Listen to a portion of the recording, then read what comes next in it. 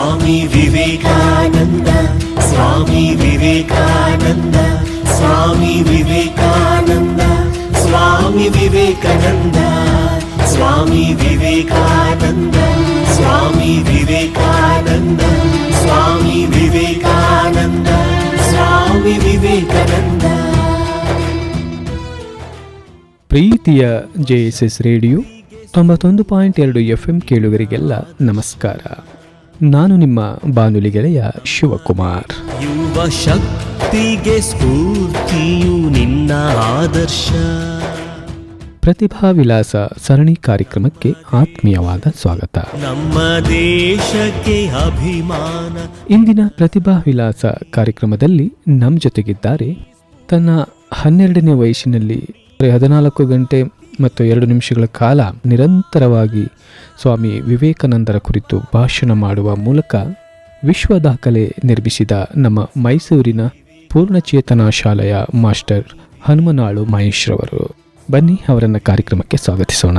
Sir, ಕಾರ್ಯಕ್ರಮಕ್ಕೆ ಆತ್ಮೀಯವಾದ ಸ್ವಾಗತ. ನಮಸ್ತೆ. ಸ್ವಾಮಿ ವಿವೇಕಾನಂದ, ಸ್ವಾಮಿ ವಿವೇಕಾನಂದ, ಸ್ವಾಮಿ ವಿವೇಕಾನಂದ, ಸ್ವಾಮಿ ವಿವೇಕಾನಂದ. ಬಹುಶಃ ಈ ದಿನ ನನ್ನ ಸೌಭಾಗ್ಯ ಅಂತ ಅಂದ್ಕೊಳ್ತೀನಿ. ತಮ್ಮಂತಹ ಒಂದು ಬಾಲ ಪ್ರತಿಭೆ ಜೊತೆ, ಬಾಲ ವಿವೇಕಾನಂದರ ಜೊತೆ ಮಾತನಾಡಲಿಕ್ಕೆ ನನಗೆ ಬಹಳ ಸಂತೋಷ ಆಗುತ್ತೆ. ಯಾವುದೇ ಒಂದು ವಿಚಾರಕ್ಕೂ ಪ್ರೇರಣೆ ಅಥವಾ ಆದರ್ಶಗಳನ್ನು ನಾವು ಹುಡುಕ್ತಾ ಇರ್ತೀವಿ. ತಮ್ಮಂಥವ್ರು ನೋಡಿದಾಗ ನಮಗೊಂದಷ್ಟು ಪ್ರೇರಣೆ ಆಗುತ್ತೆ, ಒಂದು ಆದರ್ಶಗಳು, ಮಾದರಿಗಳು ಸಿಗ್ತವೆ. ಆ ಕಾರಣಕ್ಕಾಗಿ ಬಹುಶಃ ನಾನು ಈ ದಿನ ತಮ್ಮ ಜೊತೆ ಮಾತನಾಡಲಿಕ್ಕೆ ಭಾಳ ಸಂತೋಷ ಅಂತ ನಾನು ವ್ಯಕ್ತಪಡಿಸ್ತಾ ಇದ್ದೀನಿ. ಸರ್, ತಾವು 12ನೇ ವಯಸ್ಸಿನಲ್ಲಿ 14 ಗಂಟೆ ಮತ್ತು 2 ನಿಮಿಷಗಳ ಕಾಲ ತಾವು ಸುದೀರ್ಘವಾಗಿ ವಿವೇಕಾನಂದರ ಕುರಿತು ಭಾಷಣ ಮಾಡ್ತೀರಿ ಹಾಗೂ ವಿಶ್ವ ದಾಖಲೆಯನ್ನು ನಿರ್ಮಿಸ್ತೀರಿ. ಸೊ ಈ ಎಲ್ಲ ದಾಖಲೆಯನ್ನು ಮಾಡಬೇಕಾದ್ರೆ ಅದರ ಹಿಂದೆ ಸಾಕಷ್ಟು ತಯಾರಿಗಳು, ಪರಿಶ್ರಮಗಳು ಇರುತ್ತೆ. ಈ ರೀತಿಯ ಪರಿಶ್ರಮ ಮತ್ತು ಈ ರೀತಿಯ ದಾಖಲೆ ಮಾಡಲಿಕ್ಕೆ ತಮಗೆ ಏನು ಪ್ರೇರಣೆ ಅಥವಾ ಯಾರು ಸ್ಫೂರ್ತಿ ಅಂತ? ನನಗೆ ಚಿಕ್ಕ ವಯಸ್ಸಿಂದನೂ ಕೂಡ ಸ್ವಾಮಿ ವಿವೇಕಾನಂದರ ಬಗ್ಗೆ ಅಗಾಧವಾದ ಆಸಕ್ತಿ ಇತ್ತು. ಅವರ ಜೀವನದ ಚರಿತ್ರೆ, ಅವ್ರ ಬಗ್ಗೆ ಓದ್ತಾ ಇದ್ರೇ ಒಂದು ಆಕರ್ಷಣೆ ಮೂಡ್ತಾ ಇತ್ತು ಅವ್ರ ಮೇಲೆ ನನಗೆ. ನಾನು 1ನೇ ತರಗತಿಯಲ್ಲಿ ಇರಬೇಕಾದ್ರೆ ತನುಜಾ ಅಂತ ಅವ್ರ ಹೆಸರು, ನಮ್ಮ ಕ್ಲಾಸ್ ಟೀಚರ್ ಆಗಿದ್ದರು. ಅವರಿಂದನೇ ನನಗೆ ಸ್ವಾಮಿ ವಿವೇಕಾನಂದರ ಬಗ್ಗೆ ವಿಚಾರಗಳು ಸಿಗ್ತಾ ಬಂದು ಈಗ 5ನೇ ತರಗತಿ ತನಕ ಅವ್ರು ನನ್ನ ಜೊತೆಗಿದ್ದು ಸ್ವಾಮಿ ವಿವೇಕಾನಂದರ ಬಗ್ಗೆ ಇನ್ನೂ ಹೆಚ್ಚು ವಿಚಾರಗಳನ್ನ ತಿಳಿಸ್ಕೊಡ್ತಾ ನನಗೆ ಪ್ರೇರೇಪಿಸ್ತಾ ಬಂದರು. ನಾನು 6ನೇ ತರಗತಿಗೆ ಯಾವಾಗ ಪೂರ್ಣಚೇತನ ಪಬ್ಲಿಕ್ ಶಾಲೆಯಲ್ಲಿ ಸೇರಿಕೊಂಡೆ, ಆವಾಗ ನನಗೆ ಈ ಥರ ವರ್ಲ್ಡ್ ರೆಕಾರ್ಡ್ ಮಾಡ್ತಾ ಇದ್ದಾರೆ ಅಂತ ವಿಚಾರ ತಿಳಿತು. ಸ್ವಾಮಿ ವಿವೇಕಾನಂದರ ಬಗ್ಗೆ ನಾನು ಯಾರನ್ನ ನನ್ನ ಮನಸಾರೆ ಇಷ್ಟಪಡ್ತಿದ್ನೋ, ಅವ್ರ ಬಗ್ಗೆ ಹೆಚ್ಚು ಆಸಕ್ತಿ ಇತ್ತೋ, ಅವ್ರ ಬಗ್ಗೆ ಮಾತನಾಡೋ ಒಂದು ವರ್ಲ್ಡ್ ರೆಕಾರ್ಡ್ ಕ್ರಿಯೇಟ್ ಮಾಡ್ಬೋದಲ್ವಾ ಅಂತ, ಸರಿ ಆಯಿತು ಮಾಡೋಣ. ನಾನು ಮೊದಲು 14 ಗಂಟೆ ಅಂತ ಕೇಳಿದಾಗ ನನಗೆ ಮಾಡೋಕ್ಕಾಗತ್ತ ನನ್ನ ಕೈಲಿ ಅಂತ ಅನ್ನಿಸ್ತು. ಆದರೆ ಸ್ವಾಮಿ ವಿವೇಕಾನಂದರ ದಯೆಯಿಂದ ಕೊನೆಯದಾಗಿ ಅಚೀವ್ ಮಾಡೋದಕ್ಕೆ ಸಾಧ್ಯ ಆಯಿತು. ಅವರ ಸ್ಫೂರ್ತಿಯಿಂದಾನೇ, ಅವರ ಕಾರಣದಿಂದಾನೇ ನಾನು ಮಾಡೋದಕ್ಕೆ ಸಾಧ್ಯ. ಎಸ್, ಖಂಡಿತ ಖಂಡಿತ. ಇಂಥ ಸಾಧನೆ ಮಾಡೋದು ತುಂಬ ಅಪರೂಪ. ಅದು ವಿಶ್ವ ದಾಖಲೆ ಅಂದರೆ ಅದು ವಿಶ್ವದಲ್ಲಿ ಒಬ್ಬರೇ ಆಗಿರ್ತಾರೆ. ಇಂಥ ದಾಖಲೆಯನ್ನು ಇಂಥ ವಯಸ್ಸಿನಲ್ಲಿ ಮಾಡಲಿಕ್ಕೆ ಬಹಳ ಕಷ್ಟ. ಆದರೆ ಹೇಗೆ ಈ ರೀತಿಯಾದಂಥ ಓದುವಂಥ ಹವ್ಯಾಸ ಅಥವಾ ಏಕಾಗ್ರತೆ ಬೆಳೆಸ್ಕೊಂಡಿದ್ದೆ ಹೇಗೆ ಅಂತ? ನನಗೆ ಯಾವಾಗ ಸ್ವಾಮಿ ವಿವೇಕಾನಂದರು ಒಂದು ಪುಸ್ತಕನ ಓದಿದ್ನೋ ಆವಾಗ ನನಗೆ ಅವರಲ್ಲಿ ಹೆಚ್ಚು ಆಸಕ್ತಿ ಉಂಟಾಯಿತು. ಇನ್ನೂ ಓದಬೇಕು, ಅವ್ರ ಬಗ್ಗೆ ಹೆಚ್ಚು ತಿಳ್ಕೊಳ್ಬೇಕು ಅಂತ. ತನುಜಾ ಮಾತಾಜಿನಿ ನಮಗೆ ಪುಸ್ತಕಗಳನ್ನ ಕೊಡ್ತಾ ಹೋದರು. ನಾನು ಓದ್ತಾ ಹೀಗೆ ಅವರಲ್ಲಿ ಒಂದು ಹೆಚ್ಚು ಆಸಕ್ತಿ ಉಂಟಾಗಿ ಕೊನೆಯದಾಗಿ ಪುಸ್ತಕಗಳನ್ನ ಓದೋದು ನನಗೆ ತುಂಬ ಹವ್ಯಾಸ ರೀತಿ ಆಯಿತು. ಎಸ್, ಖಂಡಿತ ಖಂಡಿತ. ಬಟ್ ಯಾವ್ದಾದ್ರು ಒಂದು ಶುರು ಮಾಡಲಿಕ್ಕೆ ಯಾರದಾದ್ರೂ ಒಂದು ಉತ್ತೇಜನ ಬೇಕಾಗುತ್ತೆ ಅಥವಾ ಬೆಂಬಲ ಬೇಕಾಗುತ್ತೆ. ಆ ಬೆಂಬಲವನ್ನು, ಆ ಸಹಕಾರವನ್ನು ತಮ್ಮ ತನುಜಾ ಮೇಡಮ್ ಆರಂಭದಲ್ಲಿ ನೀಡ್ತಾರೆ. ಸೊ ಈ ರೀತಿ ವಿವೇಕಾನಂದರ ಬಗ್ಗೆ ಓದಲಿಕ್ಕೆ ಅವರು ಪುಸ್ತಕ ಕೊಡ್ತಾರೆ. ಪುಸ್ತಕವನ್ನು ಕೊಟ್ಟ ಮೇಲೆ ಪೂರ್ಣವಾಗಿ ಮುಗಿಸ್ತೀರಿ ಕೂಡ. 2 ಪುಸ್ತಕಗಳನ್ನು ಸಂಪೂರ್ಣವಾಗಿ ಆವಾಗ ಮುಗಿಸ್ತೀರಿ. ಆ ವಯಸ್ಸಿನಲ್ಲಿ ನಮ್ಮ ಟೆಕ್ಸ್ಟ್ ಬುಕ್ ಓದಿ ಮುಗಿಸೋದೇ ಬಹಳ ಕಷ್ಟ. ಆದರೆ ತಾವು ಬೇರೆ ಒಂದು ಪುಸ್ತಕವನ್ನು, 2 ಪುಸ್ತಕಗಳನ್ನ ಪೂರ್ಣ ಪ್ರಮಾಣದಲ್ಲಿ ಮುಗಿಸ್ತೀರಿ ಅಂದರೆ ಹೇಗಿತ್ತು ಆ ಅನುಭವ? ನಾನು ಮೊದಲು ಓದ್ತಾ ಇರಬೇಕಾದ್ರೆ ಕೆಲವೊಂದು ವರ್ಡ್ಗಳು ಸರಿಯಾಗಿ ಅರ್ಥ ಆಗ್ತಿರಲಿಲ್ಲ ಅಥವಾ ಒಂದು ಸೆಂಟೆನ್ಸ್ ಅರ್ಥ ಆಗ್ತಿರಲಿಲ್ಲ. ಅದನ್ನೆಲ್ಲ ಅವ್ರ ಹತ್ರನೇ ಹೋಗಿ ಕೇಳ್ತಿದ್ದೆ ಏನಿದೆ ಅರ್ಥ ಅಂತ. ಅವಾಗ ಅವ್ರು ನನ್ನ ಕೂರಿಸ್ಕೊಂಡು ಈ ಥರ ಎಲ್ಲ ಎಕ್ಸ್ಪ್ಲೇನ್ ಮಾಡೋರು. ಚಕ್ರವರ್ತಿ ಸೂಲಿಬೇಲೆ ಅಂತ ಅವರು ಕೂಡ ಸ್ವಾಮಿ ವಿವೇಕಾನಂದರ ಫಾಲೋವರ್ ಆಗಿದ್ದಾರೆ. ಅವರು ಸ್ಪೀಚ್ಗಳನ್ನ ಹಾಕೊಡ್ತಿದ್ರು. ಅದನ್ನೆಲ್ಲ ಕೇಳ್ತಾ ಇರ್ಬೇಕಾದ್ರೆ ನಾನು ಇವ್ರ ತರ ಆಗ್ಬೇಕು, ನಾನು ದೇಶಕ್ಕೋಸ್ಕರ ಏನಾದ್ರು ಒಂದು ಕೊಡ್ಬೇಕು ಅನ್ನೋ ಒಂದು ಭಾವನೆ ನನ್ನಲ್ಲಿ ಉಂಟಾಗ್ತಿತ್ತು. ಪುಸ್ತಕ ಓದ್ಬೇಕಾದ್ರೆ ಸ್ವಾಮಿ ವಿವೇಕಾನಂದರ ಜೀವನದಲ್ಲಿ ಈ ತರ ಘಟನೆಗಳು ನಡೆದಿತ್ತ, ಈ ತರ ಅವರು ಉತ್ತರ ಮಾಡಿದ್ರು, ಈ ತರ ಸ್ಪೀಚ್ ಮಾಡಿದ್ರೆ ವಿಶ್ವಧರ್ಮ ಸಮ್ಮೇಳನದಲ್ಲಿ ಅನ್ನೋ ಒಂದು ಕುತೂಹಲ ಹೆಚ್ಚಾಗ್ತಾ ಇತ್ತು. ಹೀಗೆ ಒಟ್ಟಿನಲ್ಲಿ ಆ ಪುಸ್ತಕ ಓದ್ಬೇಕಾದ್ರೆ ತುಂಬಾ ಆನಂದ ಮತ್ತೆ ಜ್ಞಾನವನ್ನ ಪಡ್ಕೊಂಡಾಗ್ತಿತ್ತು. ಎಸ್, ಬಹಳ ಪ್ರೀತಿಯಿಂದ ಓದ್ತಾ ಇದ್ರಿ. ಬಹುಶಃ ಒಂದೊಂದು ಪುಟ ಓದ್ತಿದ್ದಂಗೆ ಇನ್ನಷ್ಟು ಆಸಕ್ತಿ ಹೆಚ್ಚಾಗ್ತಾ ಹೋಗ್ತಿತ್ತು ಅಂತ. ಮೊದಲ 5ನೇ ತರಗತಿಗೆ ತಾವು 52 ಪುಸ್ತಕಗಳನ್ನು ಪೂರ್ಣಗೊಳಿಸ್ತೀರಾ ಓದಿ? ಓಕೆ, ಸಾಕಷ್ಟು ದಾರ್ಶನಿಕರದು ಪುಸ್ತಕಗಳನ್ನು ತಾವು ಓದ್ತೀರಿ. 52 ಪುಸ್ತಕಗಳನ್ನು ಎಷ್ಟು ದಿನ ತಗೊಂಡ್ರಿ ತಾವು ಓದ್ಲಿಕ್ಕೆ? ಅಂದ್ರೆ ದಿನಗಳನ್ನ ಲೆಕ್ಕ ಹಾಕಿಲ್ಲ. ಅಂದ್ರೆ ನಾನು ಪ್ರತಿದಿನ ಅವರು ಪುಸ್ತಕಗಳನ್ನ ಕೊಡ್ತಿದ್ರು, ತನುಜಾ ಮಾತಾಜಿ ಅವರು. ನಾನು ಓದ್ಕೊಂಡು ಬಂದು 2 ದಿನ 3 ದಿನದಲ್ಲಿ ಓದ್ಕೊಂಡು ಬರ್ತೀನಿ ಅಂತ ಹೇಳಿರ್ತಿದ್ದೆ. ಹೀಗೆ ಓದ್ಕೊಂಡು ಬರ್ತಿದ್ದೆ ನಾನು. ಒಂದು ವರ್ಷ ಪೂರ್ಣ ಆಗೋದ್ರಲ್ಲಿ 52 ಪುಸ್ತಕಗಳನ್ನ ಓದಿದ್ದೆ. ನನಗೆ ಬಹಳ ಅದನ್ನ ತಮ್ಮ ಬಗ್ಗೆ ನಾನು ಓದುವಾಗ ಅದೇ ಅನಿಸಿದ್ದು. 5ನೇ ತರಗತಿಯಲ್ಲಿ ನಾನು ಕೊಡೋ ಟೆಕ್ಸ್ಟ್ ಬುಕ್ಗಳನ್ನ ಪೂರ್ಣ ಪ್ರಮಾಣದಲ್ಲಿ ಎಷ್ಟೋ ವಿದ್ಯಾರ್ಥಿಗಳು ಓದಲಿಕ್ಕೆ ಸಾಧ್ಯ ಆಯ್ತಾ ಇಲ್ಲ. ಅದರ ಜೊತೆಯಲ್ಲಿ 52 ಪುಸ್ತಕಗಳ ದಾರ್ಶನಿಕರ ಪುಸ್ತಕಗಳನ್ನು ಓದೋದ್ರ ಜೊತೆ ಅದನ್ನು ಮನನ ಮಾಡ್ಕೊಳ್ಳೋದಿದೆಯಲ್ಲ, ಅದನ್ನು ಅರ್ಥಪೂರ್ಣವಾಗಿ ಓದಿ ಗ್ರಹಿಸ್ಕೊಳ್ಳೋದಿದೆಯಲ್ಲ, ಅದು ಬಹಳ ಮುಖ್ಯವಾದ ವಿಚಾರ. ಬಹುಶಃ ಅದೇ ಒಂದು ಸಾಧನೆ ನನ್ನ ಪ್ರಕಾರ. ಅಂಥ ಸಾಧನೆಯನ್ನು ತಾವು ಮಾಡ್ತೀರಿ. ಹೀಗೆ ಓದ್ತಾ ತಾವು ಜ್ಞಾನಾರ್ಜನೆಯನ್ನು ಮಾಡ್ಕೊಳ್ತೀರಿ. ಭಾಷಣಗಳನ್ನು ಕೂಡ ಮಾಡೋಕ್ಕೆ ಆರಂಭಿಸ್ತೀರಿ. ತಮ್ಮ ಮೊದಲ ಭಾಷಣ ಯಾವುದು? ವೇದಿಕೆ ಭಾಷಣ. ಅದು ನಾನು 2ನೇ ತರಗತಿಯಲ್ಲಿ ಇರಬೇಕಾದ್ರೆ ಸ್ವಾಮಿ ವಿವೇಕಾನಂದರನ್ನ ಕುರಿತೆ ಮಾತನಾಡಿದ್ದು. ಸೆಪ್ಟೆಂಬರ್ 11 ವಿಶ್ವಧರ್ಮ ಸಮ್ಮೇಳನಕ್ಕೆ ಹೋಗಿದ್ದ ದಿನ ನಮ್ಮ ಶಾಲೆನಲ್ಲಿ ಒಂದು ಪ್ರೋಗ್ರಾಮ್ನ ಮಾಡ್ತಾ ಇದ್ರು. ಅವಾಗ ಅದೇ ಟೀಚರ್ ನನಗೆ ಸ್ವಾಮಿ ವಿವೇಕಾನಂದರ ಬಗ್ಗೆ ನೀನು ಮಾತನಾಡಬಹುದಾ ಅಂತ ನಾನು ಕೇಳಿದ್ರು. ಮಾತಾಡ್ತೀನಿ, ಅದಕ್ಕೇನಿಲ್ಲ ಅಂತ ನಾನು ಹೇಳಿ ಅವರೇ ಬರ್ಕೊಟ್ಟಿದ್ರು ಏನೇನು ಮಾತಾಡಬೇಕು ಅಂತ. ಅದಕ್ಕೆ ನಾನು ಸುಮಾರು 2-3 ವಾರ ಅದನ್ನ ಕಲಿಯೋದಿಕ್ಕೆ ಅಂತಾನೆ ಕಳೆದಿದ್ದೆ. ಹೀಗೆ ಕೊನೆಯದಾಗಿ ಸೆಪ್ಟೆಂಬರ್ 11 ನಾನು ಅದೇ ಸ್ವಾಮಿ ವಿವೇಕಾನಂದರ ವಿಶ್ವಧರ್ಮ ಸಮ್ಮೇಳನದಲ್ಲಿ ಭಾರತದ ಪರವಾಗಿ ನೀಡಿದಂಥ ಅವರ ಒಂದು ಭಾಷಣವನ್ನು ಕುರಿತು ನಾನು ಮಾತನಾಡಿದ್ದೆ. 7 ನಿಮಿಷ ಮೊದಲನೇ ಭಾಷಣ. 7 ನಿಮಿಷಗಳ ಕಾಲ ಮೊದಲ ಭಾಷಣ 2ನೇ ತರಗತಿಯಲ್ಲಿ. ಬಹುಶಃ 2ನೇ ತರಗತಿಯಲ್ಲಿ ಅಕ್ಷರ ಓದಲಿಕ್ಕೆ ಎಷ್ಟೋ ಜನ ಮಂದಿಗೆ ಬರೋದಿಲ್ಲ, ಪೂರ್ಣವಾಗಿ ಓದಲಿಕ್ಕೆ ಬರೋದಿಲ್ಲ. ಆದರೆ ಅದೇ ಸಂದರ್ಭದಲ್ಲಿ ತಾವು ಅಷ್ಟು ಬರೆದು ಕೊಟ್ಟಿದ್ದನ್ನು ಓದಿ ಮನನ ಮಾಡಿಕೊಂಡು ಅದನ್ನು 7 ನಿಮಿಷಗಳ ಕಾಲ ಭಾಷಣ ಮಾಡಬೇಕಲ್ಲ, ಬಹುಶಃ ಅದೇ ನಿಮ್ಮ ಸಾಧನೆ ಆರಂಭ ಅಂತ ನಾನು ಭಾವಿಸ್ಕೊಳ್ತೀನಿ. ಸೊ ಇವತ್ತಿನ 14 ಗಂಟೆ 2 ನಿಮಿಷಗಳ ಕಾಲ ಮಾಡಿದಂಥ ಭಾಷಣದ ಒಂದು ಬೇಸ್ ಅದೇ ಇರ್ಬೋದು ಅಂತ ನಾನು ಭಾವಿಸ್ಕೊಳ್ತೀನಿ. ಎಸ್, ತಾವು ಇದಾದ ನಂತರ 5ನೇ ತರಗತಿಯಷ್ಟರಲ್ಲಿ ನೀವು 52 ಪುಸ್ತಕಗಳು, ಅದರಲ್ಲೂ ವಿಶೇಷವಾಗಿ ಶಾರದಾ ದೇವಿ, ಸಾವರ್ಕರ್ ಈ ಥರದವ್ರದ್ದು ಒಂದು ಪುಸ್ತಕಗಳನ್ನು ತಾವು ಓದ್ತೀರಿ, ಅದನ್ನು ಮನನ ಮಾಡ್ಕೊಳ್ತೀರಿ, ಆ ಕುರಿತು ಮಾತನಾಡಲಿಕ್ಕೂ ಕೂಡ ಆರಂಭಿಸ್ತೀರಿ. ನಂತರ ತಮ್ಮ ಸಂಪರ್ಕಕ್ಕೆ ಚಕ್ರವರ್ತಿ ಸೂಲಿಬೇಲೆ ಅಂತವರು ಅಥವಾ ರಾಮಕೃಷ್ಣ ಮಠದ ಸಂಪರ್ಕ ಬರುತ್ತೆ ತಮಗೆ. ಆ ಒಂದು ಅನುಭವ ಹೇಗೆ? ನನ್ನ ಜೀವನದಲ್ಲಿ ಅಂಥ ಒಬ್ರು ಮಹಾನ್ ವ್ಯಕ್ತಿಗಳನ್ನ ನಾನು ಭೇಟಿ ಮಾಡ್ತೀನಿ ಅಂತ ನನಗೆ ನಿಜವಾಗ್ಲೂ ತಿಳಿದಿರಲಿಲ್ಲ. ಅದು ನನ್ನ ಪುಣ್ಯ ಅಂತಾನೆ ಭಾವಿಸಬಹುದು.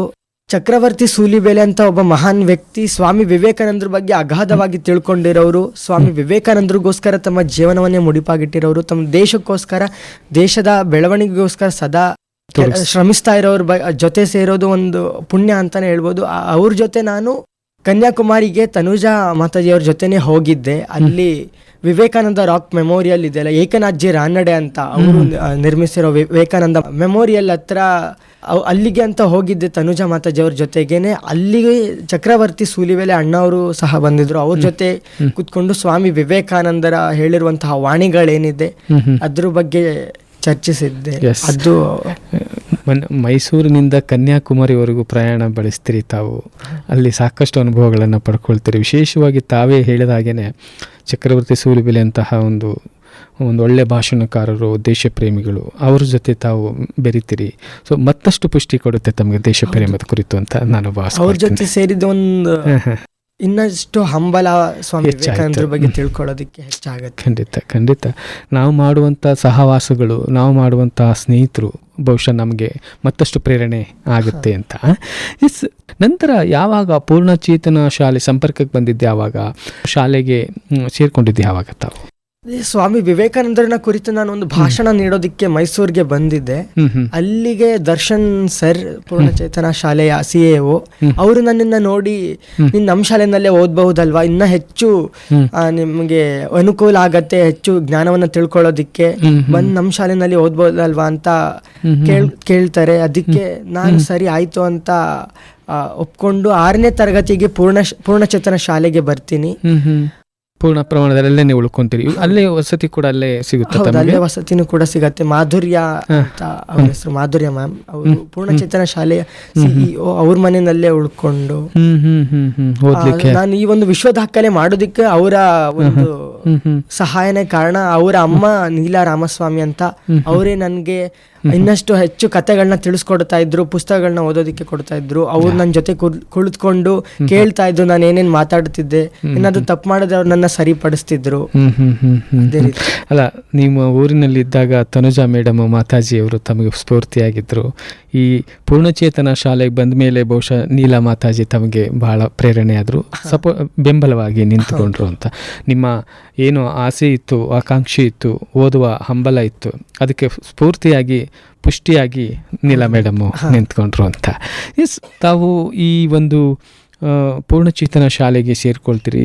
ನಿಮ್ಮ ದರ್ಶನ್ ಸರ್ ನಿಮ್ಮನ್ನು ಕರೀತಾರೆ, ಯಾಕಂದರೆ ಇಂಥದ್ದೊಂದು ಪ್ರತಿಭೆ ಇದೆ, ಇಂತಹ ಒಂದು ಪ್ರತಿಭೆಗೆ ಒಂದು ಒಳ್ಳೆಯ ಪ್ಲಾಟ್ಫಾರ್ಮ್ ಕೊಟ್ಟರೆ ಇನ್ನಷ್ಟು ಸಾಧಿಸಲಿಕ್ಕೆ ಅವಕಾಶಗಳಿದೆ ಅನ್ನುವ ಒಂದು ಉದ್ದೇಶ ಇತ್ತು ಅಂತ ನಾನು ಭಾವಿಸ್ಕೊಳ್ತೀನಿ. ಆ ಉದ್ದೇಶದಿಂದ ಈ ಪೂರ್ಣಚೇತನ ಶಾಲೆಗೆ ತಮ್ಮನ್ನು ಕರೆಸ್ಕೊಳ್ತಾರೆ, ಅಲ್ಲೇ ಓದಲಿಕ್ಕೆ ಅವಕಾಶ ಕೊಡ್ತಾರೆ, ವಸತಿ ಕೊಡ್ತಾರೆ, ಉಳಿದಂತಹ ಏನು ಓದಲಿಕ್ಕೆ ಬೇಕಾದಂಥ ಪೂರಕ ವಾತಾವರಣವನ್ನು ಕೂಡ ತಮಗೆ ಕಲ್ಪಿಸ್ಕೊಡ್ತಾರೆ. ಸೊ ಅದಾದ ನಂತರ 27/7/2024 ಬೆಳಗ್ಗೆ 7 ಗಂಟೆ ಬಹುಶಃ ತಮ್ಮ ವಿಶ್ವ ದಾಖಲೆಯ ದಿನ. ಸೊ ಇದಕ್ಕೆ ಪೂರಕವಾಗಿ ಸಾಕಷ್ಟು ತಯಾರಿಯನ್ನು ಮಾಡ್ಕೊಂಡಿರ್ತೀರಿ. ಆ ತಯಾರಿಗೆ ನಿಮ್ಮ ಪೂರ್ಣಚೇತನ ಶಾಲೆ ಕೂಡ ಒಂದಷ್ಟು ಬೆಂಬಲವನ್ನು ನೀಡಿರುತ್ತೆ. ಇಂಥದ್ದೊಂದು ಪ್ರತಿಭೆ ಇದೆ ಎಂದಾಗ ಖಂಡಿತವಾಗ್ಲೂ ಈ ಥರದೊಂದು ಸಪೋರ್ಟ್ ಕೊಡಲೇಬೇಕು ಅಂತ ಪ್ರತಿಯೊಬ್ಬರಿಗೂ ಅನಿಸುತ್ತೆ. ಆದರೆ ಪೂರ್ಣಚೇತನ ಶಾಲೆ ಅದನ್ನು ಬಹಳ ಚೆನ್ನಾಗಿ ನಿಭಾಯಿಸಿದೆ. ಆ ಒಂದು ದಿನಕ್ಕೆ ಕಾಲಿಟ್ಟಾಗ ಅಂದರೆ 27/7 ಸ್ವಾಮಿ ವಿವೇಕಾನಂದರ ವಾಣಿಯಂತೆ 7 ಎದ್ದೇಳು ಗುರಿ ಮುಟ್ಟುವ ತನಕ ನಿಲ್ಲದಿರುವಂಥ 27/7 ಆ ದಿನ ತಾವು ತಮ್ಮ ಭಾಷಣವನ್ನು ಆರಂಭಿಸ್ತೀರಿ. ದಿನದ ಈ 14 ಗಂಟೆ 2 ನಿಮಿಷದ ಸಮಯದ ತಮ್ಮ ಅನುಭವ ಹೇಗಿತ್ತು? ನಾನು ಮೊದಲೇ ನಿಮ್ಮ ಹತ್ರ ಹೇಳಿದಾಗೆ ನಾನು 14 ಗಂಟೆ ಮಾತನಾಡಬಹುದು ನಾನು ಅಂತ ನನಗೆ ತಿಳಿದಿರಲಿಲ್ಲ. ಮೊದಲನೇ ಬಾರಿ ಆ ವಿಚಾರ ಕೇಳಿದಾಗ ನನಗೆ ಮಾಡೋದಿಕ್ಕಾಗತ್ತಾ ಅಂತ ಅನಿಸಿತ್ತು. ಆದರೆ ಸ್ವಾಮಿ ವಿವೇಕಾನಂದರು ಹೇಳ್ತಾರೆ, ನನ್ನ ಕಾಲವಾದ ಮೇಲೂ ನನ್ನ ಆತ್ಮ ನಿಮ್ಮೊಂದಿಗೆ ಸಹಕರಿಸುವುದು ಅಂತ.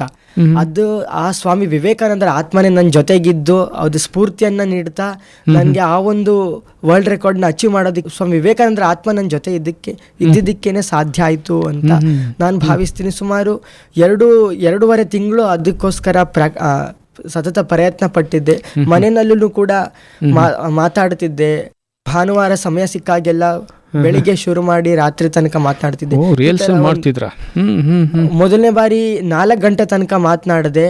ಅವಾಗ ಇನ್ನ ಹೆಚ್ಚು ಮಾತಾಡ್ಬೇಕು ಅಂತ ಪುಸ್ತಕಗಳನ್ನ ಮಾಧುರ್ಯ ಮಾತಾಜಿ ತಂದು ಕೊಡ್ತಿದ್ರು. ಹೀಗೆ ಓದ್ತಾ ಕೊನೆದಾಗಿ 7 ಗಂಟೆ ತನಕ ಮಾತನಾಡದೆ. ವರ್ಲ್ಡ್ ರೆಕಾರ್ಡ್ ಮಾಡೋದಕ್ಕೂ 1 ವಾರ ಹಿಂದೆ 14 ಗಂಟೆ ತನಕ ಮಾತನಾಡಿ ಒಂದು ಪ್ರಾಕ್ಟೀಸ್ ಮಾಡಿದ್ದೆ. ಕೊನೆ ಆ ದಿನ 14 ಗಂಟೆ ಮಾತನಾಡಬೇಕಾದ್ರೆ ನನಗೆ ಸ್ವಾಮಿ ವಿವೇಕಾನಂದ್ರೆ ನನ್ನ ಜೊತೆಗಿದ್ರು, ನಾನು ಮಾತನಾಡಬೇಕಾದ್ರೆ ನೀನು ಹೇಳು, ನಾನಿದ್ದೀನಿ ನಿನ್ನ ಜೊತೆ ಅಂತ ಹೇಳ್ತಾ ಇದ್ರು ಅನ್ನೋ ಒಂದು ಭಾವನೆ ನನ್ನಲ್ಲಿತ್ತು. ಆ ಒಂದು ಭಾವನೆ, ಆ ಒಂದು ಉತ್ಸಾಹ ಮತ್ತೆ ಅವರು ನೀಡಿದಂತಹ ಸ್ಫೂರ್ತಿಯ ಕಾರಣದಿಂದ ಸ್ಫೂರ್ತಿಯಿಂದ ನಾನು ಮಾತನಾಡೋದಕ್ಕೆ ಶುರು ಮಾಡಿದೆ.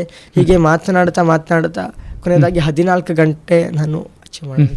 ಸಾಮಾನ್ಯವಾಗಿ ಹೇಳ್ತಾರೆ, ಯಾವುದನ್ನಾದರೂ ಅಥವಾ ಯಾರನ್ನಾದರೂ ನಂಬಿದರೆ ಯಾವತ್ತೂ ಅದು ಮೋಸ ಆಗೋದಿಲ್ಲ ಅಂತ.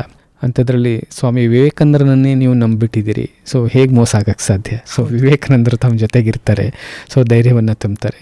ನಾನು ಈ ಸಂದರ್ಭದಲ್ಲಿ ಒಂದು ಮಾತು ನನಗೆ ನೆನಪಾಗುತ್ತೆ. ಸ್ವಾಮಿ ವಿವೇಕಾನಂದ ಯೂತ್ ಮೂವ್ಮೆಂಟ್ನ ಫೌಂಡರ್ ಡಾಕ್ಟರ್ R ಬಾಲಸುಬ್ರಹ್ಮಣ್ಯಂ ಗೊತ್ತಿರಬೇಕು ತಮಗೆ. ಬಹುಶಃ ಅವರು ಸಹ ಒಂದು ವಿವೇಕಾನಂದರ ಪ್ರೇರಣೆಯಿಂದ ಒಂದು ಸಂಸ್ಥೆಯನ್ನು ಆರಂಭಿಸಿದವರು. ಅವರು ಯಾವಾಗಲೂ ಅದನ್ನೇ ಹೇಳೋರು, ಸೊ ಈಗೆಲ್ಲ ಮಾತನಾಡ್ತಿರಲ್ಲ ಹೇಗೆ ಸಾಧ್ಯ ಅಂದಾಗ, ನಾನೆಲ್ಲ ಮಾತಾಡೋದು ವಿವೇಕಾನಂದರು, ನನ್ನೊಳಗಿರುವ ವಿವೇಕಾನಂದರು ಮಾತನಾಡಿಸ್ತಾರೆ ಅಷ್ಟೇ ಅಂತ. ಸೊ ಬಹುಶಃ ಒಬ್ಬ ವ್ಯಕ್ತಿಯನ್ನು ಅಥವಾ ಒಬ್ಬ ಆದರ್ಶವನ್ನು ನಂಬಿಟ್ರೆ ಬಹುಶಃ ಇವೆಲ್ಲವೂ ಸಾಧ್ಯ ಅಂತ. ಅಣ್ಣಾ ಹಜಾರೆ ಅಂತ ಅವರು ಒಬ್ಬ ಸೈನಿಕನಾಗಿರ್ತಾರೆ. ಅವ್ರು ಯುವಕರಾಗಬೇಕಾದ್ರೆ ತನ್ನ ಗೆಳೆಯರೆಲ್ಲ ತೀರೋದಾಗ ನಾನು ಸತ್ತೋಗ್ಬೇಕು, ನಾನು ಒಬ್ಬ ಉಳ್ಕೊಂಡು ಏನ್ ಮಾಡ್ಲಿ ಅಂತ ಅವರು ರೈಲ್ವೆ ಸ್ಟೇಷನ್ಗೆ ಬಂದು ಆತ್ಮಹತ್ಯೆಗೆ ಪ್ರಯತ್ನ ಪಡ್ತಾರೆ. ಆದ್ರೆ ಅಲ್ಲೇ ಟ್ರೈನ್ ಲೇಟ್ ಆಗಿ ಬರುತ್ತೆ ಆ ದಿನ, ಅವ್ರ ಪುಣ್ಯಕ್ಕೆ ಉಳ್ಕೊಬಿಡ್ತಾರೆ. ಅದೇ ಒಂದು ಪ್ಲಾಟ್ಫಾರ್ಮ್ ನಲ್ಲಿ ಒಂದು ಪುಸ್ತಕ ತಗೊಂಡು ಓದ್ತಾರೆ, ಅದೇ ಸ್ವಾಮಿ ವಿವೇಕಾನಂದರದಾಗಿರತ್ತೆ. ಅದ್ರಲ್ಲಿ ಬರ್ದಿರತ್ತೆ, arise awake stop not till the goal is reached ಅಂತ ಹೇಳಿ, ಎದ್ದೇಳಿ ಗುರಿ ಮುಟ್ಟುವ ತನಕ ನಿಲ್ಲದಿರಿ ಅನ್ನೋ ಒಂದು ಸಾಲಿನ ಓದಿದ್ಮೇಲೆ ಅವ್ರಿಗೆ ಅನಿಸ್ತಂತೆ, ನನ್ನ ಜೀವನದ ಗುರಿ ಏನು ಅಂತಾನೆ ನಾನು ತೀರ್ಮಾನ ಮಾಡಲಿಲ್ಲ, ಸಾಯೋದಿಕ್ ಬಂದ್ಬಿಟ್ನಲ್ಲ ಅಂತ. ಅವಾಗ ಅವರ ಊರು ಮಹಾರಾಷ್ಟ್ರಕ್ಕೆ ಬರ್ತಾರೆ. ಮಹಾರಾಷ್ಟ್ರಕ್ಕೆ ಬಂದು ಅವರ ಹಳ್ಳಿನಲ್ಲಿ ಬಂಗಾರದಂಥ ಬೆಳೆನ ತೆಗಿತಾರೆ. ಆ ಹಳ್ಳಿನಲ್ಲಿ ಇದ್ದಂತಹ ಕೆಟ್ಟ ಹವ್ಯಾಸಗಳೇನಿರುತ್ತೆ ಜನರಿಗೆ ಅದನ್ನೆಲ್ಲ ನಿಷೇಧಿಸ್ತಾರೆ. ಪಾನ ಅದನ್ನೆಲ್ಲ ನಿಷೇಧ ಮಾಡಿ ಕೊನೆಯದಾಗಿ ಇಡೀ ಭಾರತಕ್ಕೆ ಅವರ ಹಳ್ಳಿನ ರೋಲ್ ಮಾಡೆಲ್ ಆಗಿ ಕರೀತಾರೆ. ಅವ್ರನ್ನ ಇಡೀ ಜಗತ್ತು ಅಣ್ಣ ಹಜಾರೆ ಅಂತ ಕರೆಯುತ್ತೆ. ಅವ್ರನ್ನ NDTV ನಲ್ಲಿ ಒಂದು ಇಂಟರ್ವ್ಯೂ ಆದಾಗ ಕೇಳ್ತಾರೆ, ಅಣ್ಣಾಜಿ ನಿಮ್ಮ ಹಿಂದೆ ಇರುವಂತಹ ಸ್ಫೂರ್ತಿ 74ರ ಈ ಒಂದು ವಯಸ್ಸಿನಲ್ಲಿ ನಿಮ್ಮನ್ನ 24ರ ತರುಣರು ಫಾಲೋ ಮಾಡ್ತಾರಲ್ಲ, ಇದ್ರ ಹಿಂದೆ ಇರೋ ಒಂದು ಶಕ್ತಿ ಏನು ಅಂತ ಕೇಳಿದ್ರೆ ಅಣ್ಣ ಹಜಾರೆ ಅವ್ರು ಹೇಳ್ತಾರೆ, ಈ 24ರ ಯುವಕರು ಫಾಲೋ ಮಾಡೋದು ಈ 74ರ ದೇಹವನ್ನಲ್ಲಪ್ಪ, ಅದ್ರೊಳಗಡೆ ಇರೋ ಸ್ವಾಮಿ ವಿವೇಕಾನಂದರನ್ನ ಅಂತ.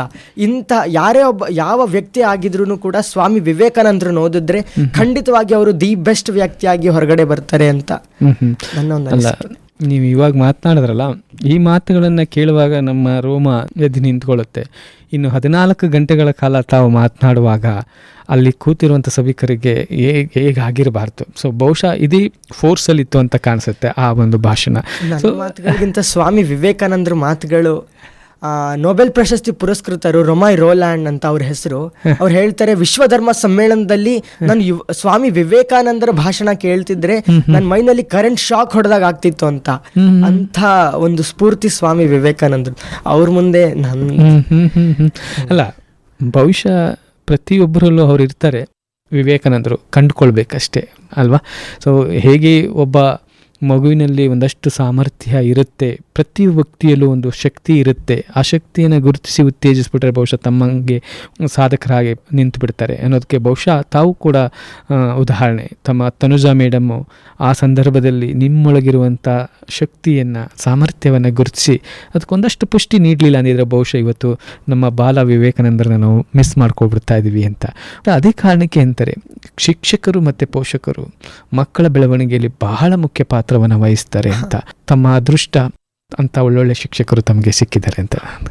ಹೀಗೆ ಈ 14 ಗಂಟೆಗಳ ಕಾಲ ತಾವು ಭಾಷಣವನ್ನು ಮಾಡುವಾಗ ಪೂರಕವಾಗಿ ಪ್ರಿಪ್ರೇಷನ್ಸ್ ಮಾಡ್ಕೊಂಡಿದ್ರಿ. ಆದರೂ ಕೂಡ ಅದು ಒಂದು ಕಾಂಪಿಟೇಷನ್ ಅಂತ ಬಂದಾಗ ಅಥವಾ ಒಂದು ವೇದಿಕೆ ಅಂತ ಬಂದಾಗ ಸಮಥಿಂಗ್ ಎಲ್ಲರಿಗೂ ಒಂಥರ ಭಯ ಆಗುತ್ತೆ, ಆತಂಕ ಆಗುತ್ತೆ. ಸೊ ತಾವು ಹೇಗೆ ಅದನ್ನು ಮೆಟ್ಟಿಸಿದ್ರಿ ಅಂತ? ನಾನು ಯಾವಾಗ 2ನೇ ತರಗತಿನಲ್ಲಿ ಮೊದಲನೇ ಬಾರಿ ಸ್ಪೀಚ್ ಕೊಟ್ಟಿದ್ದೆ, ಆವಾಗಲೂ ನಂಗೆ ಸ್ವಲ್ಪ ಭಯ ಇತ್ತು, ನನ್ನ ಕೈಲಿ ಆಗತ್ತಾ ಅಂತ ಮಾತಾಡೋದಕ್ಕೆ. ಆದರೆ ಯಾವಾಗ ನಾನು ಮಾತನಾಡದೆ ಸ್ವಾಮಿ ವಿವೇಕಾನಂದರ ಬಗ್ಗೆ, ಆವಾಗ ನಾನು ಒಂದು ಸ್ಫೂರ್ತಿ, ನಾನು ಮಾತಾಡ್ಬೋದು ಈ ಥರ ಅನ್ನೋ ಒಂದು ನಂಬಿಕೆ ನನ್ನಲ್ಲಿ ಬಂತು. ಆವಾಗಲಿಂದ ನಾನು ಮಾತನಾಡ್ತಾ ಹೋದೆ. 14 ಗಂಟೆ ಮಾತನಾಡಬೇಕು ಅಂತ ಬಂದಾಗ ನಾನು ಮುಂಚೆಯಿಂದ ಪ್ರಾಕ್ಟೀಸ್ ಮಾಡಿದ್ದೆ ಅದಕ್ಕೆ ಅಂತ. ಅವತ್ತು ಸ್ವಾಮಿ ವಿವೇಕಾನಂದರು ನನ್ನ ಜೊತೆಗಿದ್ದು ಮಾತನಾಡಿಸಿದ್ರು ಅನ್ಸತ್ತೆ. ಅವತ್ತು ನನಗೆ ಭಯ ಏನು ಆಗಲಿಲ್ಲ, ಮಾತನಾಡಬೇಕಾದ್ರೆ. ಓಕೆ, ಭಯ ಆಗಲ್ಲ, ಓಕೆ. ಆದರೆ ಆ ಕಂಟೆಂಟ್ ಬೇಕಲ್ಲ, 14 ಗಂಟೆ ಟೈಮ್ ಮಾತನಾಡೋಕ್ಕೆ ಬೇಕಾದಂಥ ವಿಷಯ ಬೇಕಲ್ಲ, ಅದು ಹೇಗೆ ರೀಕಲೆಕ್ಟ್ ಮಾಡ್ಕೊಳ್ತಾ ಇದ್ರಿ? ಹೇಗೆ ಅದು ಹೆಂಗಿತ್ತು ಫ್ಲೋ ಅಂತ?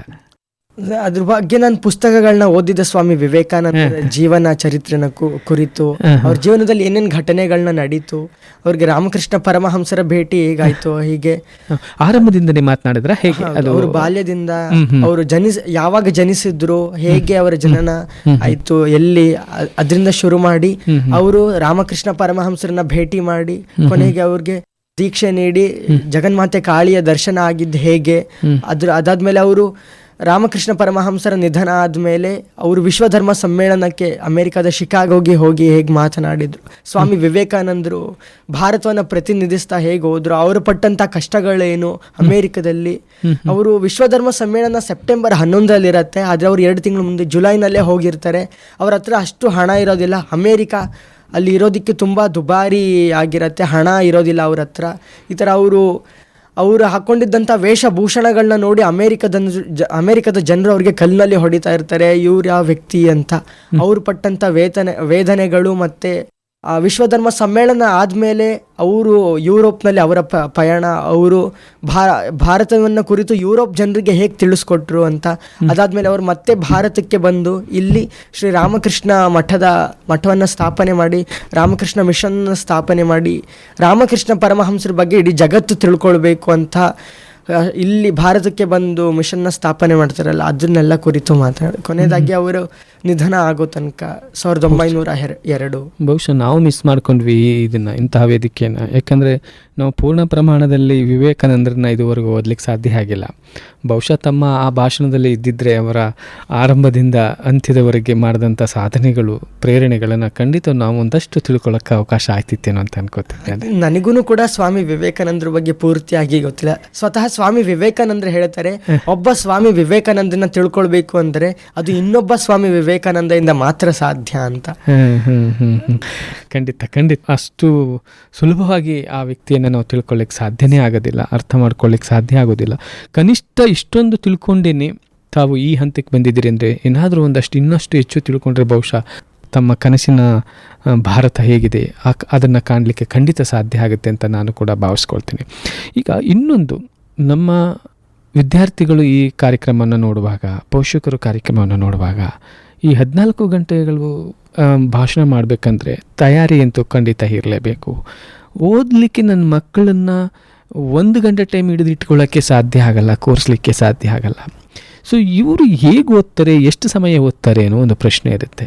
ತಾವು ಪ್ರತಿದಿನ ಓದುವಂಥ ಸಮಯ ಎಷ್ಟು ನಿಗದಿ ಮಾಡ್ತೀರಿ ಇದಕ್ಕೆ ನೀವು, ಹೇಗೆ ಅಂತ? ಈ ಥರ ಬುಕ್ಸ್ಗಳೇನಾದರೂ ಓದ್ತಿದ್ರೆ ನಾನು ಸ್ಕೂಲ್ ಯಾವ ಸ್ಟಡೀಸ್ನು ಮಾಡೋದಿಲ್ಲ, ಆ ಬುಕ್ಸ್ನೇ ಓದ್ತಾ ಇರ್ತಿದ್ದೆ. ಆ ಥರ ಎಲ್ಲ ಪುಸ್ತಕ ಓದಬೇಕಾದ್ರೆ ಸುಮಾರು 2 ಗಂಟೆ 3 ಗಂಟೆ ಕುತ್ಕೊಂಡು ಓದ್ತಿದ್ದೆ ಪುಸ್ತಕಗಳು. ಎಲ್ಲ ಒಂದೊಂದಿನ ಚಿಕ್ಕ ಪುಸ್ತಕ ಆಗಿದ್ರೆ ಆ ದಿನಾನೇ ಮುಗಿಸ್ತಿದ್ದೆ, ಪೂರ್ಣ ಮುಗಿಸ್ಬಿಡ್ತಿದ್ರಿ. ತಗೊಂಡ್ರೆ ಮುಗಿಸ್ಬಿಡ್ತೀರಿ. ಬಟ್ ಅಂದರೆ ಈಗ ಕೆಲವರೆಲ್ಲ ಹೇಳ್ತಾರೆ ಬರೀ ಓದೋದೇ ಆದರೆ ಆಗಲ್ಲ, ಆಟ ಆಡಬೇಕು ಮಕ್ಕಳು ಅಂತಾರೆ. ತಾವೇನು ಆಟನೇ ಆಡಲ್ವಾ? ಆಟ ಆಡ್ತಿದ್ದೆ. ಯಾವ ಆಟ ಆಡ್ತೀರಿ? ಕ್ರಿಕೆಟ್. ನನ್ನ ಫೇವ್ರೆಟ್ ಗೇಮ್ ಕ್ರಿಕೆಟ್ ಅಂತ, ಕ್ರಿಕೆಟ್ ಆಡ್ತಿದ್ದೆ, ಜೊತೆಗೆ ಓದ್ತಿದ್ದೆ. ಸೊ ಕ್ರಿಕೆಟ್ ಆಟದಲ್ಲೂ ಅಷ್ಟೇ ಆಸಕ್ತಿ ಕೊಡ್ತೀರಿ, ಓದೋದ್ರಲ್ಲೂ ಅಷ್ಟೇ ಆಸಕ್ತಿ ಕೊಡ್ತೀರಿ. ಬಹುಶಃ ಸೊ ಎರಡನ್ನೂ ನೀವು ಭಾಳ ಸಮಾನವಾಗಿಯೇ ತಗೊಂಡು ಹೋಗ್ತೀರಿ. ಬಹುಶಃ ಯಾವುದೇ ಕೆಲಸ ಮಾಡಿದ್ರೂ ಪೂರ್ಣ ಪ್ರಮಾಣದಲ್ಲಿ ಹಾಕಿದರೆ ಬಹುಶಃ ಅದು ನಮಗೆ ಒಲಿಯುತ್ತೆ ಅಂತ. ಸೊ ಹಾಗಾಗಿ ನೀವು ಪೂರ್ಣ ಪ್ರಮಾಣದಲ್ಲಿ ಓದುವಾಗ ಅದನ್ನೇ ಗಮನದಲ್ಲಿಟ್ಟು ಓದಿದ್ದೀರಿ. ಸೊ ಹಾಗಾಗಿ ಅದು ತಮಗೆ ಒಲಿದಿದೆ ಅಂತ ನಾನು ಕೂಡ ಭಾವಿಸ್ಕೊಳ್ತೀನಿ. ಈ ವಿವೇಕಾನಂದರ ಬಗ್ಗೆ ತಾವು ಹೇಳಿದ್ರಿ, ಅವರು ಎಲ್ಲಿ ಹುಟ್ಟಿದ್ರು, ಹೇಗೆ ಬೆಳೆದ್ರು ಅಂತ. ಆದರೆ ತಮ್ಮ ಈ ಬಾಲ ವಿವೇಕಾನಂದರ ಬಗ್ಗೆ ಕೆಲವರಿಗೆ ಕುತೂಹಲ ಇರುತ್ತೆ. ಇವ್ರದ್ದು ಊರು ಯಾವುದು, ಸ್ವಂತ ಊರು ಯಾವುದು, ಅಪ್ಪ ಅಮ್ಮ ಯಾವುದು ಅಂತ ನಿಮ್ಮ ಪರಿಚಯನ ಮಾಡ್ಬೋದಾ? ನಮ್ಮ ಊರು ಇಲ್ಲಿಂದ ಅರ್ಧ ಗಂಟೆ, ಇಲ್ಲಿಂದ 25 ಕಿಲೋಮೀಟರ್ ಇದೆ, ಬನ್ನೂರು ಅಂತ. ಬನ್ನೂರು ಹತ್ರ ಹನುಮನಾಳು ನಮ್ಮೂರು. ನಮ್ಮ ತಂದೆ ಹೆಸರು ಸೋಮಶೇಖರ್, ತಾಯಮ್ಮ ಅಂತ. ಅಲ್ಲೇ ನಮ್ಮ ತಂದೆ ಕೃಷಿ ಮಾಡ್ತಾರೆ, ನಮ್ಮ ಅಮ್ಮ ಮನೆಯಲ್ಲೇ ಇರ್ತಾರೆ. ನನಗೊಬ್ಳು ತಂಗಿ ಇದ್ದಾಳೆ, ಮಾನಸ ಅಂತ. ಅವಳು ಇವಾಗ 7ನೇ ತರಗತಿಯಲ್ಲಿ ಓದ್ತಾ ಇದ್ದಾಳೆ. ಓಕೆ. ಅಲ್ಲ, ಒಬ್ಬರು ಕೃಷಿ ಮಾಡುವಂತಹ ರೈತರ ಮಗನಾಗಿ ಈ ರೀತಿ ಸಾಧನೆ ಮಾಡಲಿಕ್ಕೆ ಅವಕಾಶಗಳಿದೆ ಎಂದಾಗ ತಮ್ಮಂತಹ ಸಾಕಷ್ಟು ಮಕ್ಕಳು ಅದರ ಒಳಗಡೆ ಸಾಕಷ್ಟು ಸಾಮರ್ಥ್ಯಗಳಿರುತ್ತೆ. ಬಹುಶಃ ಗುರುತಿಸುವಂಥ ಪ್ರಯತ್ನವನ್ನು ಪೋಷಕರು ಮತ್ತು ಶಿಕ್ಷಕರು ಮಾಡಬೇಕು ಅಂತ ನಾನು ಅಂದ್ಕೊಳ್ತೀನಿ. ತಮಗೇನಿಸುತ್ತೆ? ಹೌದು, ಧನುಜ ಮಾತಾಜಿ ಇರಲಿಲ್ಲ ಅಂದಿದ್ರೆ ನನಗೆ ನಿಜವಾಗ್ಲೂ ಸ್ವಾಮಿ ವಿವೇಕಾನಂದರ ಬಗ್ಗೆ ತಿಳ್ಕೊಳ್ಳೋದಕ್ಕೆ ಸಾಧ್ಯನೇ ಆಗ್ತಿರಲಿಲ್ಲ. ಇವತ್ತು 14 ಗಂಟೆಗಳ ಕಾಲ ವಿಶ್ವ ದಾಖಲೆಯನ್ನು ಮಾಡ್ಲಿಕ್ಕೆ ಸಾಧ್ಯ. ವಿಶ್ವ ದಾಖಲೆ ಅವ್ರು ಅವತ್ತು ನನಗೆ ಸ್ವಾಮಿ ವಿವೇಕಾನಂದರ ಬಗ್ಗೆ ತಿಳಿಸ್ಕೊಟ್ಟಿರ್ಲಿಲ್ಲ ಅಂದ್ರೆ, ಶಾಲೆ ಒಂದು ಅವಕಾಶ ನೀಡಿರ್ಲಿಲ್ಲ ಅಂದಿದ್ರೆ, ಪೂರ್ಣಚೇತನ ಪಬ್ಲಿಕ್ ಶಾಲೆ, ನಾನು ಈ ಒಂದು ವರ್ಲ್ಡ್ ರೆಕಾರ್ಡ್ ಮಾಡೋದಕ್ಕೆ ಸಾಧ್ಯನೇ ಆಗ್ತಿರಲಿಲ್ಲ. ಅದನ್ನೇ ನಿಜವಾದ ಶಾಲೆ ಮತ್ತು ಶಿಕ್ಷಕರು ಅಂತ ಹೇಳೋದು. ಒಂದು ಮಗುವಿನಲ್ಲಿರುವಂಥ ಸಾಮರ್ಥ್ಯವನ್ನು ಹೊರತೆಗೆಯುವಂಥ ಕೆಲಸವೇ ಈ ಶಿಕ್ಷಣದ ವ್ಯವಸ್ಥೆ ಕೆಲಸ. ಬಹುಶಃ ಅದನ್ನು ಸರಿಯಾದ ರೀತಿಯಲ್ಲಿ ಅರ್ಥ ಮಾಡಿಕೊಂಡ್ರೆ ತಮ್ಮಂಥ ಸಾವಿರಾರು ಮಕ್ಕಳ ಕಲೆಯನ್ನು ಅಥವಾ ಸಾಮರ್ಥ್ಯವನ್ನು ಗುರುತಿಸಲಿಕ್ಕೆ ಸಾಧ್ಯ ಆಗುತ್ತೆ ಅಂತ ನಾನು ಕೂಡ ಭಾವಿಸ್ತೇನೆ. ಮಹೇಶ್, ಇದೆಲ್ಲ ಮಾಡಿದ್ರಿ, ವಿಶ್ವ ದಾಖಲೆ ಮಾಡಿದಿರಿ. ಈಗ ನಿಮ್ಮ ಮುಂದಿನ ಆಲೋಚನೆಗಳು ಅಥವಾ ಗುರಿ ಏನಿದೆ? ನನ್ನ ಮುಂದಿನ ಗುರಿ ಇನ್ನೊಂದು ವಿಶ್ವ ದಾಖಲೆ ಮಾಡೋದಲ್ಲ, ಬದಲಿಗೆ ಸ್ವಾಮಿ ವಿವೇಕಾನಂದರ ಒಂದು ವಿಚಾರಧಾರೆಗಳೇನಿದೆ ಅದನ್ನ ನನ್ನ ಜೀವನದಲ್ಲಿ ಅಳವಡಿಸಿಕೊಂಡು ಅವರ ವಿಚಾರಧಾರೆಗಳನ್ನ ಇಂದಿನ ಯುವಕರಿಗೆ ತಲುಪಿಸುವುದು ನನ್ನ ಗುರಿಯಾಗಿದೆ. ನಾನು ಬೆಳೆದು ದೊಡ್ಡ ವ್ಯಕ್ತಿ ಆಗಬೇಕು ಅಂತಿಲ್ಲ, ಬದಲಿಗೆ ದೇಶಕ್ಕೋಸ್ಕರ ಕೆಲಸ ಮಾಡೋ ವ್ಯಕ್ತಿ ಆಗಬೇಕು ಅಂತ ಇದ್ದೀನಿ. ವಿಶ್ವಗುರು ಭಾರತವನ್ನು ನಿರ್ಮಾಣ ಮಾಡೋದ್ರಲ್ಲಿ ನನ್ನದು ಕೂಡ ಒಂದು ಚಿಕ್ಕ ಸಹಾಯ ಇರಲಿ ಅಂತ, ಭಾರತವನ್ನು ಅಖಂಡವಾಗಿ ಇಡೀ ಜಗತ್ತಿಗೆ ನಂಬರ್ 1 ರಾಷ್ಟ್ರವನ್ನಾಗಿ ಮಾಡೋದ್ರಲ್ಲಿ ನಾನು ಕೂಡ ನನ್ನ ಜೀವನವನ್ನು ಮುಡಿಪಾಗಿಡಬೇಕು. ಅದಕ್ಕೋಸ್ಕರ ಭಾರತಕ್ಕೋಸ್ಕರ ಕೆಲಸ ಮಾಡೋದ್ರಲ್ಲಿ ನಾನು ತೊಡಗಿಸ್ಕೊಳ್ಬೇಕು ಅನ್ನೋದೇ ನನ್ನ ಮುಂದಿನ ಗುರಿ. ಇವತ್ತಿನ ಎಲ್ಲ ಯುವಕರುಗಳು ನನಗೆ ಕೆಲಸ ಇಲ್ಲ ಅಥವಾ ದೇಶ ನನಗೆ ಕೆಲಸ ಕೊಡಲಿಲ್ಲ, ನನ್ನ ಸರ್ಕಾರ ನನಗೆ ಕೆಲಸ ಕೊಡಲಿಲ್ಲ ಅಂತ ಹೇಳುವ ಸಂದರ್ಭದಲ್ಲಿ ದೇಶಕ್ಕೋಸ್ಕರ ನಾನೇನು ಮಾಡಬಲ್ಲೆ, ಏನಾದರೂ ಕೊಡುಗೆ ಕೊಡಬಲ್ಲೆನಾ ಅನ್ನೋ ಒಂದು ಆಲೋಚನೆ ಹುಟ್ಕೊಂಡಿದೆಯಲ್ಲ ಈ ವಯಸ್ಸಿನಲ್ಲಿ, ಬಹುಶಃ ಇದೆಲ್ಲ ಅವರಿಗೆ ಒಂದು ಉತ್ತರ ಅಂತ ನಾನು ಭಾವಿಸ್ಕೊಳ್ತೀನಿ. ಸೊ ನನಗೆ ದೇಶ ಏನು ಕೊಡ್ತು ಅನ್ನೋದಕ್ಕಿಂತ ನಾನು ದೇಶಕ್ಕಾಗಿ ಏನು ಕೊಡಬಲ್ಲೆ ಅನ್ನೋ ಒಂದು ಆಲೋಚನೆ ಇದೆಯಲ್ಲ, ಆ ದೇಶವನ್ನು ನಾನು ಅಖಂಡ ಭಾರತವನ್ನಾಗಿ ಮಾಡಬೇಕು, ಇಡೀ ವಿಶ್ವ ಈ ಭಾರತದ ಕಡೆ ತಿರುಗಿ ನೋಡಬೇಕು, ಒಂದು ಮಾದರಿ ಆಗಬೇಕು, ಸೊ ಒಂದು ಅನುಕರಣೀಯವಾಗಬೇಕು ಅನ್ನೋ ಆಲೋಚನೆ ಇದೆಯಲ್ಲ, ಬಹುಶಃ ಇದು ನಮ್ಮ ಯುವಕರು ಕೂಡ ಅರ್ಥ ಮಾಡ್ಕೋಬೇಕಾದ ಒಂದು ವಿಚಾರ ಅಂತ ನಾನು ಭಾವಿಸ್ಕೊಳ್ತೀನಿ.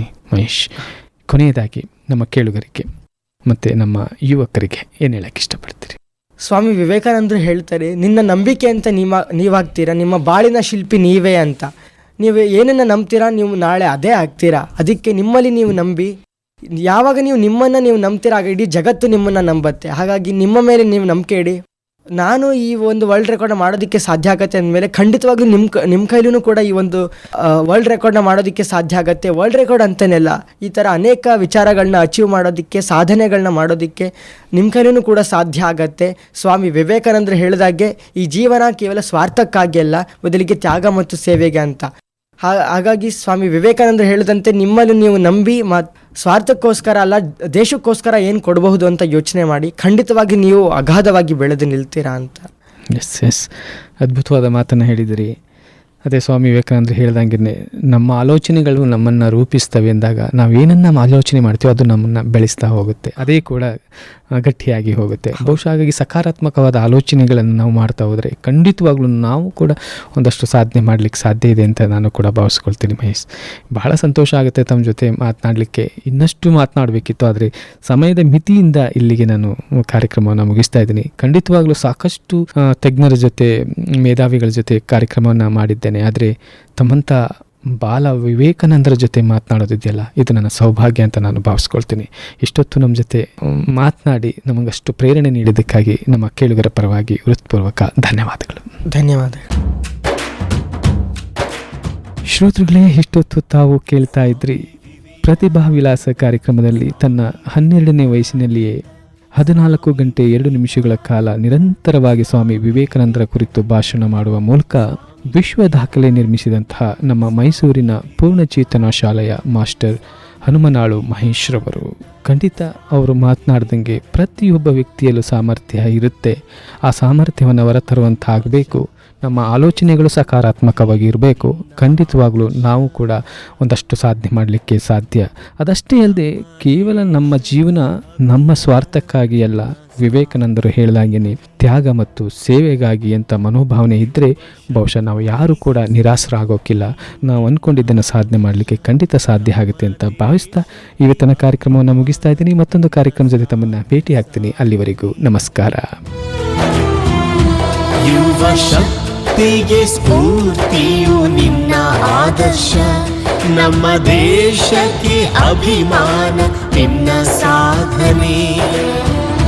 ನೀ ಸ್ಫೂರ್ತಿಯೋ, ನೀ ಕ್ರಾಂತಿಯೋ, ನೀ ಆದರ್ಶ ನಮ್ಮ ಬಾಳಿಗೆ. ಸ್ವಾಮಿ ವಿವೇಕಾನಂದ, ಸ್ವಾಮಿ ವಿವೇಕಾನಂದ, ಸ್ವಾಮಿ ವಿವೇಕಾನಂದ, ಸ್ವಾಮಿ ವಿವೇಕಾನಂದ, ಸ್ವಾಮಿ ವಿವೇಕಾನಂದ.